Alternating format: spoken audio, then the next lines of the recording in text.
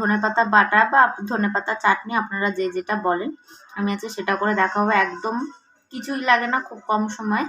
আমি এখানে ধনেপাতা নিয়ে নিয়েছি, আর আমি ধনেপাতা বাটার মধ্যে দেবো 4টে কাঁচা লঙ্কা আর 4টে রসুন, আর দেবো নুন। আমি এই কটা উপকরণ দিয়ে আমি ধনেপাতাটা বেটে নেবো। তো চলুন আমি ধনেপাতাটা বেটে নিই, তারপর আপনাদের দেখাচ্ছি। গাইস দেখুন, আমি এবার ধনেপাতাটা শিলের মধ্যে বেটে নিচ্ছি। আমি এখানে ধনেপাতাটা বেটে নিয়েছি।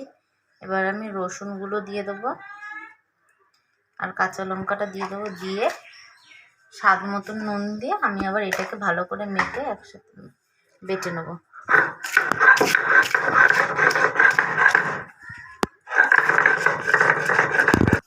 গাইস দেখুন, আমার ধনেপাতা বাটাটা হয়ে গেছে। আপনারা পুরো ভিডিওটা দেখলেন, এরকম একবার খেয়ে দেখবেন। গরম ভাতের সাথে একবার আপনারা এই ধনেপাতা বাটাটা খেয়ে দেখবেন, আর কিছু লাগবে না। এই বাটা দিয়ে আপনারা এক থালা ভাত খেয়ে নিতে পারবেন। আমার ভিডিওটা যদি ভালো লেগে থাকে তাহলে লাইক, কমেন্ট আর শেয়ার করে দেবেন, আর সাবস্ক্রাইব করতে ভুলবেন না।